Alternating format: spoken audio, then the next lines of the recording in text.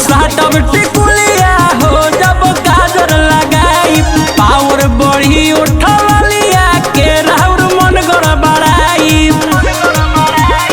दिनवे में काट ले हम गाल हमार बाहर पला जो आइल नाया की नदिया राजा जी पहला जो आइल नाया की